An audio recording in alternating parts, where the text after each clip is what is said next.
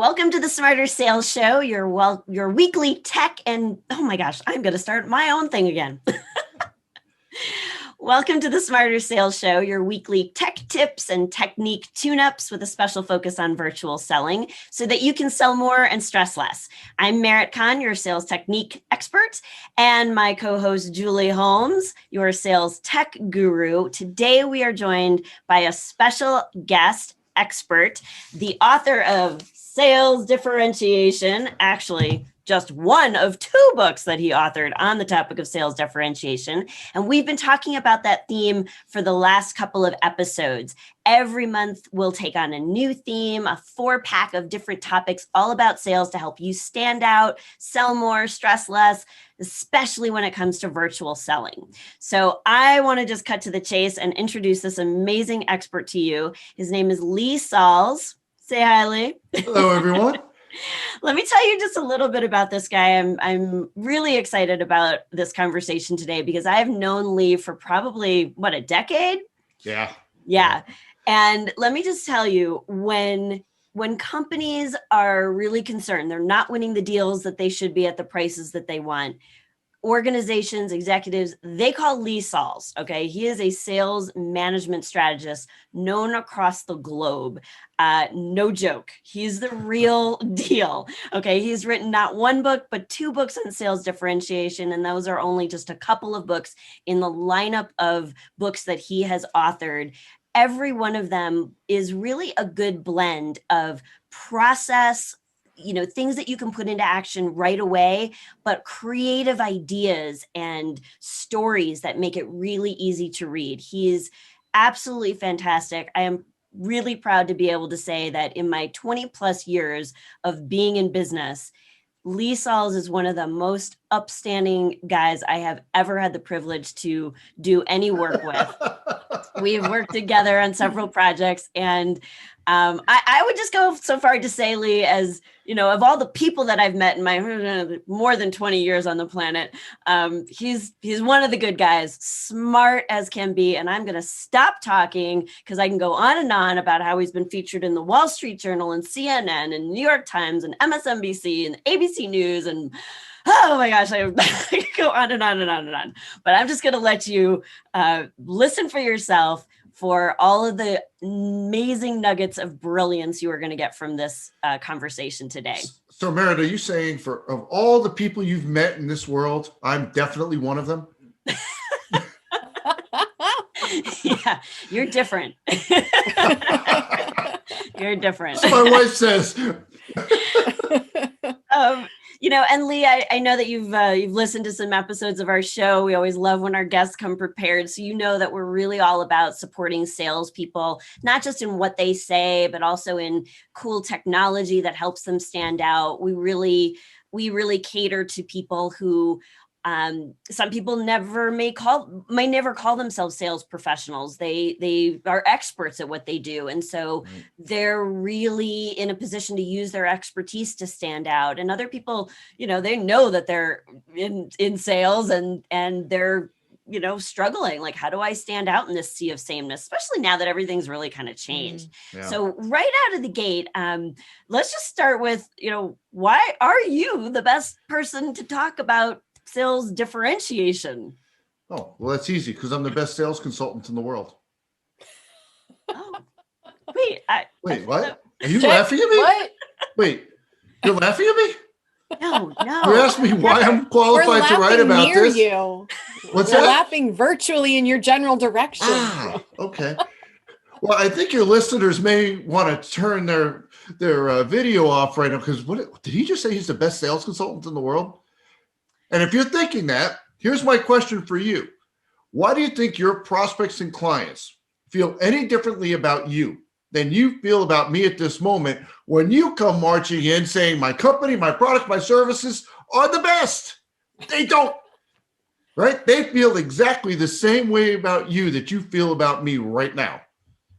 Yeah, I mean, I gave you that nice lead up and then you kind of like, wah, wah, wah, wah. I let all the air out of the room, didn't I? I was like, wow, Lee, really? I mean, but you're right. I mean, salespeople are out there and it's good to be excited about what you sell. And I think a lot of people, are drawn to the sales profession and what they specifically sell because they feel passionate about it. But that passion alone doesn't make you different. That's your point? Is right? Well, yeah. I mean, you've got to sell a product and service that you believe in. If you don't, go sell something else. Right. But here's the biggest challenge that salespeople face today. I can't tell you how often I visit with companies. I'm sure the two of you do this as well. And you hear from salespeople, you hear from executive teams, you say, wow, we've got the greatest thing since sliced bread. We should never have to fight over price. And then you look at the sales data, lost over price, dropped the price to below acceptable levels. Right. Why? Because they are unable to get someone on the other side of the desk just as excited as they are about their differentiators. And here's the thing.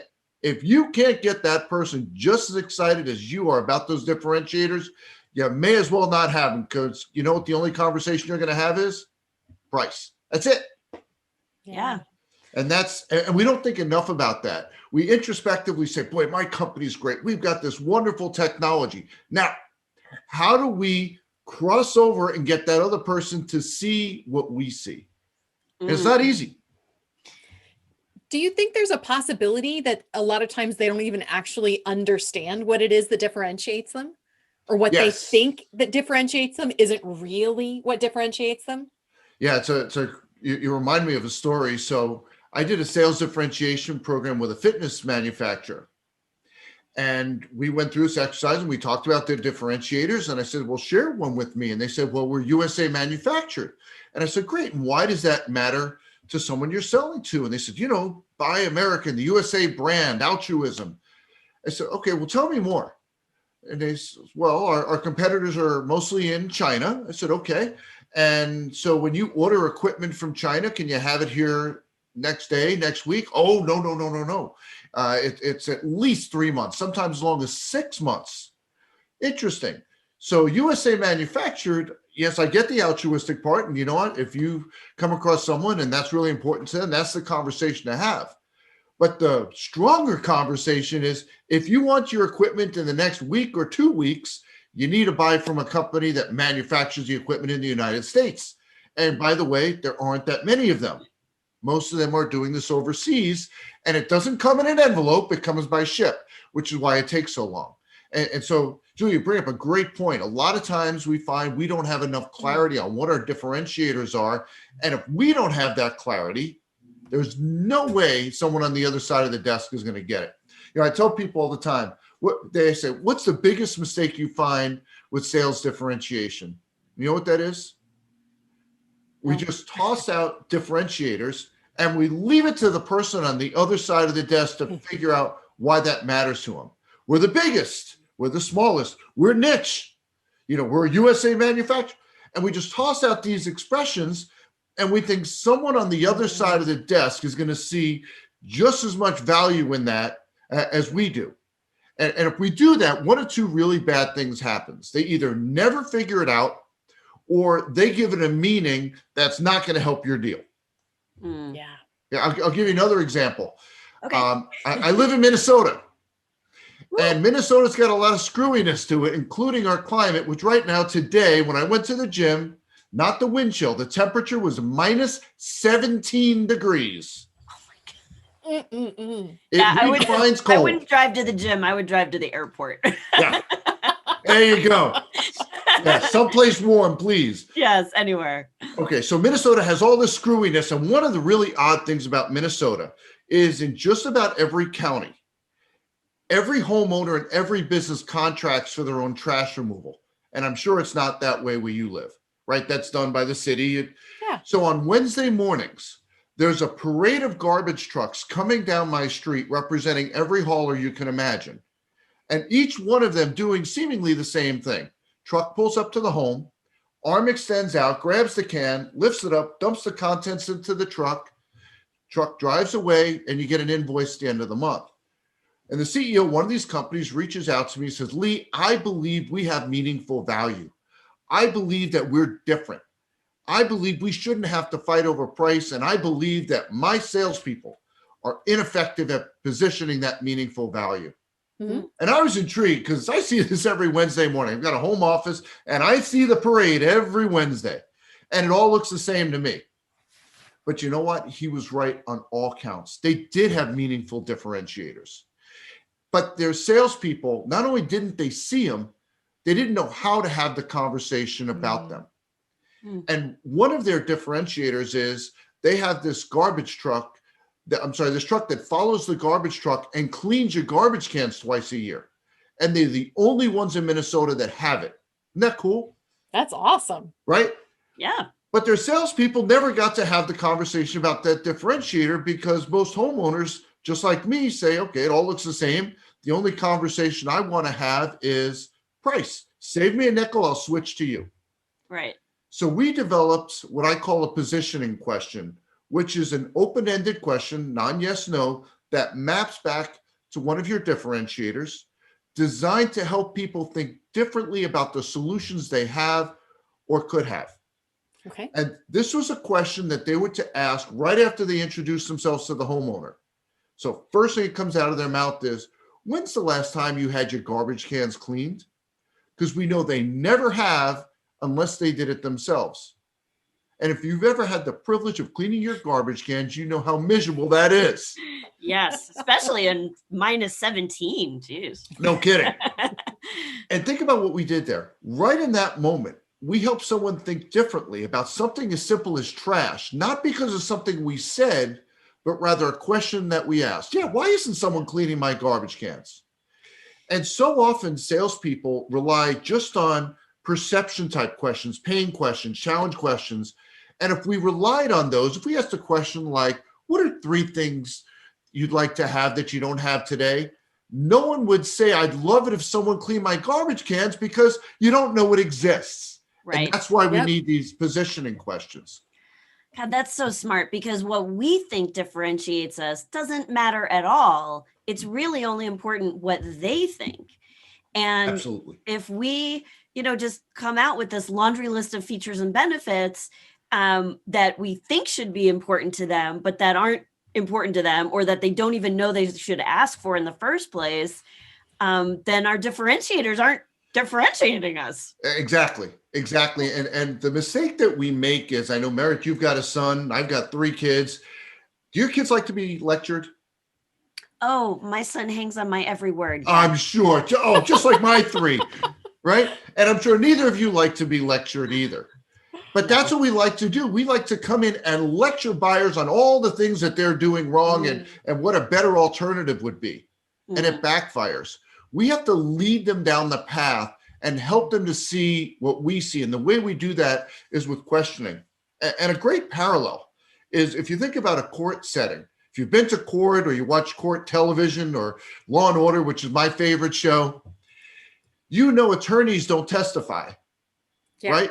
They ask questions in a specialized way of a witness to paint a picture for the decision-making group, the jury, so they see exactly what they want that jury to see. Yeah. And that's what we need to do in sales. Ask questions, lead them down the path until they see what we see. It's really interesting because even in the last episode, Merritt, you and I were talking about the true way to differentiate in sales is to make it so easy for your buyer. Yeah. How easy can you make it for your prospect? And Lee, that's exactly what you're really saying, right? We can't leave the work on them. It's not, the onus isn't on our prospect or our buyer. The onus is on us to give them all the information that they need, all the flavor and nuance that they need to go to the right place. But we have to first open the door and create a level of receptivity that they want to hear that information. So with that example of when's the last time you had your garbage cans cleaned, now that they've been, you could see the person going, why isn't someone cleaning my garbage cans? Well, actually, that's something we do for our clients. And by the way, it's included. We don't charge for that additionally for the service. Now they want to hear about it. Right. And what we like to do is we like to lecture, let me tell you everything about our company. And we actually think we're engaging with people. We're not. We're lecturing to them like, oh boy, how long do I got to listen to this? Right. You know, a lot of companies are, I mean, everybody is making this transition to virtual selling. I think it's a good time for companies to really dive into this question of, you know, how do we position our differentiators? Because they're really looking at new ways of working with customers, new ways of prospecting, new ways of carrying out their sales process in this virtual selling environment that's not going away. So I think it's a good time to package in, like, well, let's look at not just how are we selling virtually now, but how can we change up some of the questions? What would you say to companies that are really looking at how to be differentiated in terms of virtual selling? Because it used to be that selling, like meeting on a Zoom platform or something, was a differentiator. Now it's the same. Now it's just how a meeting is done. Yeah. And I know you and I, all three of us actually, we speak often at large events and conferences. Well, now they're hybrid events, but pretty soon we're not even going to call them hybrid events because they'll just be events. That's just how we're going to do it. Yeah. So what are you seeing are ways that companies can differentiate using these questions and virtual? Well, and the first thing is we need to accept the fact that virtual selling is here to stay. This is not a fad. It has proven out. There's studies that have come out that buyers prefer to buy this way. So what I think you're going to see, pandemic's over, that we're going to be a lot smarter. We're going to say, you know, we increase sales productivity if we virtually sell. So where are the environments where we can be successful selling in a virtual manner versus putting someone in a car or on a plane, right? We lose all that productivity time. Right. The other thing that we find is in virtual meetings, I'm sure you find this as well. When you meet in person, there's a lot of chit chat, call it rapport building, right? When you meet in person, you don't have that in a Zoom environment. The expectation is let's go, you know, because I get asked that about salespeople and say, boy, well, how do you build rapport in a virtual environment? You know, because they talk about, you know, I come in, I look for something in the office that we can bond around, or I talk about the weather. That's not what people want in this virtual environment. They have a fixed appointment in their calendar. They've given you, let's say, 30 minutes. It's let's go. And bonus, if you get it done in 20. Right? If you can give them that extra 10 minutes, which means they get to refresh their coffee and have a bio break, that is an absolute bonus. And that's something that if you look at every step of your sales process, I'm hoping that most organizations have done that and say, okay, how do we effectively handle this step in a virtual environment? So I'll jump to the very end, the proposal stage, right? In an in-person environment, we would bring that proposal to them and we'd hand it to them and walk them through it. On a virtual environment, you know what a lot of salespeople do? Email. They click send. That's right. They click send and ship it over. Oh, not our listeners. Not our listeners. Our listeners know better. Breaking my app heart. Right. So they send it over. And if you didn't already know this, here's what the buyer does. It's a 17-page proposal, and they flip to what page? Last 17, right? Because they want to see the price. And they're going to look at the number. And if they don't love the number, you'll never hear from them again. Yep. So what we need to do is schedule a Zoom meeting just like this to walk them through the proposal and then get their feedback on it, see what reactions they have to the overall solution, because we can make adjustments to the solution. And that's the only way we should be talking about a price adjustment, not just, oh, you don't like the price? Well, let me knock 20% off for you. Right. Yep. You know, that's reality. That happens all the time. Sure. And we think we're actually making progress. If you put a price in front of someone and then they push back on you a little bit and you say, well, let me see if I can get that price down 20%. And you do, and you're expecting a warm reaction, what you get is, you piece of fill in the blank. You were trying to rip me off. Yeah. Right? It's like the old cartoons. You were looking for sucker on my forehead. So you need to be mindful of that when you get to that price discussion. But as we look at those proposals, we walk them through it. Yep. Now the mistake that a lot of salespeople make with that is they say, what I want to do is schedule a time to walk you through the proposal. Now, I don't know if the two of you know this. There's only one person in the world who cares what you want. You know who that is? It's mom. No, it's mom. Oh, it's mom. No one else cares what you want. So you have to position that conversation as being of value to them. Yeah. Right. So it's not, I want to schedule a time because I want to take you through the proposal. It's, oftentimes when our clients see our proposals, they have lots of questions. I can't think of a time when they didn't. So what we do is we schedule a time to walk you through it, address whatever questions that you have, and then I'll send it over to you afterwards so that you can share it with your colleagues. Now, at the end of that conversation, before you click send, you understand what the process is from there. Yep. Right. So it's not walk them through and then click send. It's walk them through, understand what happens from this point going forward, what they're going to do with the document, and make sure there's a next scheduled interaction. Well, you're not going to click send on the email, right, Julie? What are you going to do? You're going to put that proposal somewhere where you can track it with analytics. That's even better. And you're going better. to send them a link to that proposal. Yes. So that you're going to be able to tell exactly when they look at that proposal and how much time they spent on page 17. Even better. And by the way, when constructing a proposal, if it's 17 pages, pricing should not be on page 17. No. Put it on page 14 so that they actually have to go through content to actually get to the number. I like that. That's good. Yep, that's a great, absolutely true.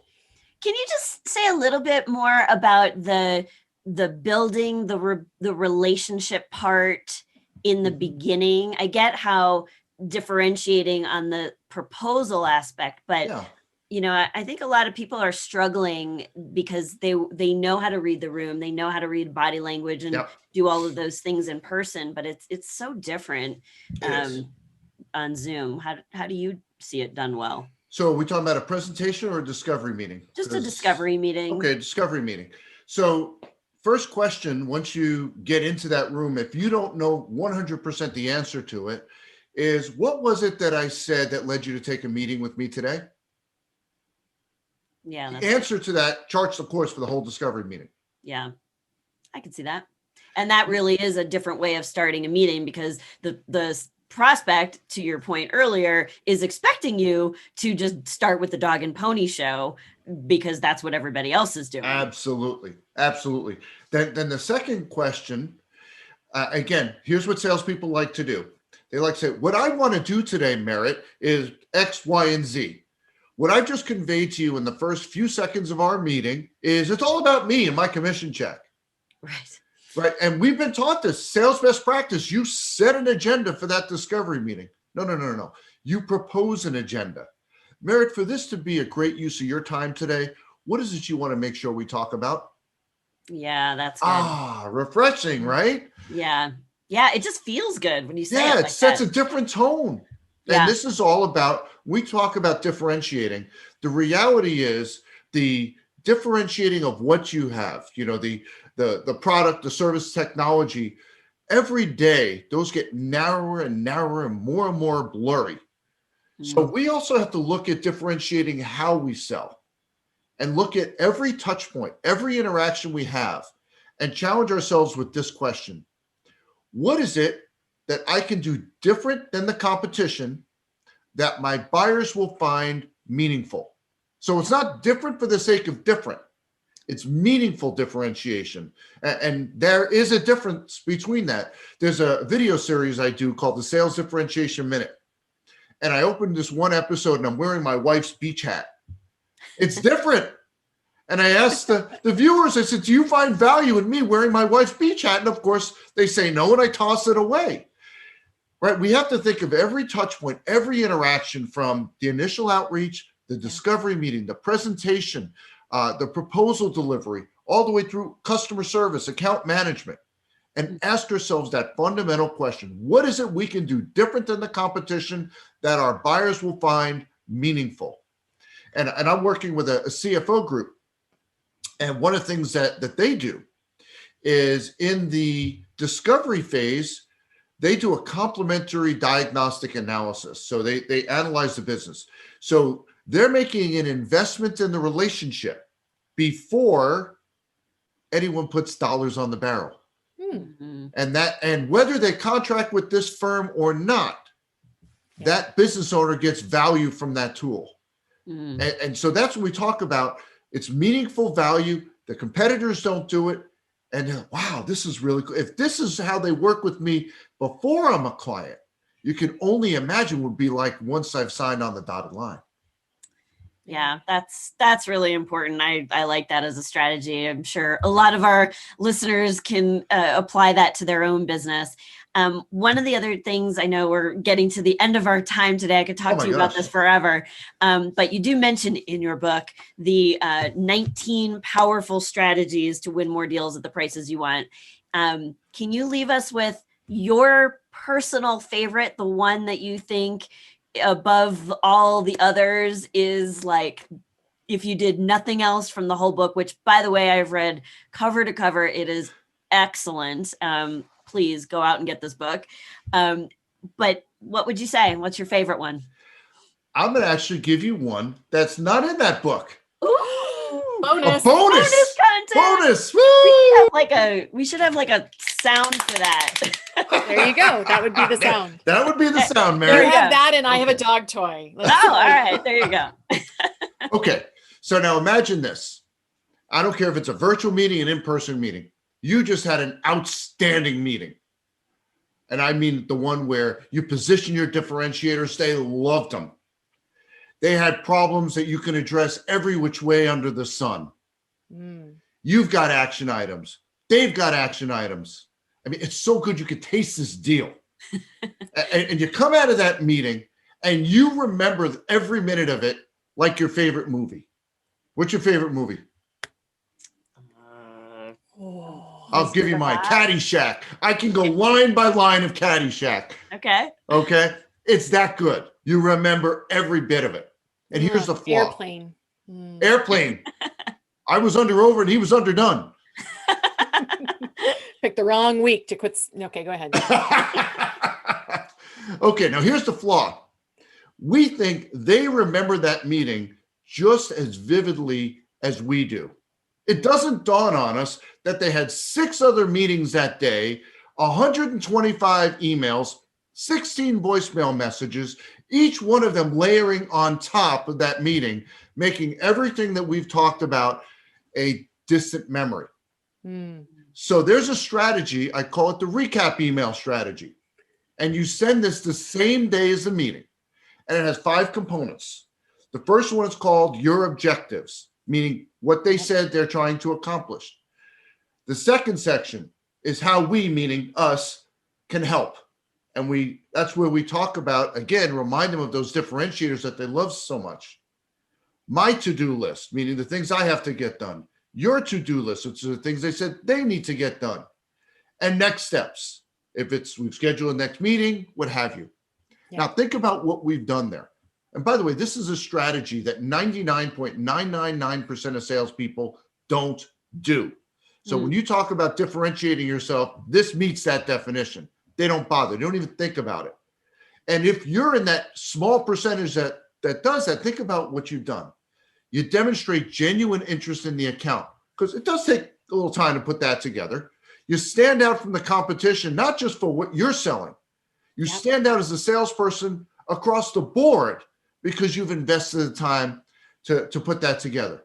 And how many times have you had a follow-up meeting where they said, oh yeah, I'm going to get you this, I'm going to do that. And you get there, oh, I forgot. That's right. I was supposed to talk to Phil and I was supposed to send you this spreadsheet. It never happened. Well, this is how you keep your deal on track, because you put everything in writing. I love that. That's really great. And we know we met with one person. And in most decision-making processes, there are several people that are involved. And you write this recap email in such a way it can be forwarded to other people so they can be brought up to speed on that meeting that you've just had. Huge fan of the recap email. It does take some time. It costs you nothing in terms of dollars, and you stand out from all the other salespeople calling on that individual. And if you watched last episode, or listen to the last episode, you'll be able to use some of the tools that I said that allow you to create exactly that recap email. Yes, Lee, I adore you. You and I are like kindred spirits. I'm watching like your facial expression. I'm like, yes, action items. Yes. We have joined up on our figments, which you can see in the background. And now we've joined up on our follow-up emails, which is awesome. Okay, it's just like a love fest over here between. I know. I can see why you like him so much, Merritt. I do. I really do. I do also know one other special thing about you, Lee, that you've got this other. Well, no, let's keep it clean. I know that you wrote a second book on sales differentiation, and it's coming out in September of 2021. But there was a special section you wrote for virtual selling. So just give us a little snapshot of what we have to wait for and all right. About virtual selling. Yes. So the new book is titled Sell Different. It is already up on Amazon if you wanted to pre-order it. Great. When I contracted with HarperCollins for this book, there was not a chapter on virtual selling, but there is now. And the book doesn't come out until September, which is not overly helpful to you as you sit here trying to navigate this whole virtual selling space. So what I did was I pulled out from that chapter 40 best practices, and I put them in an ebook that you can get for free. Free?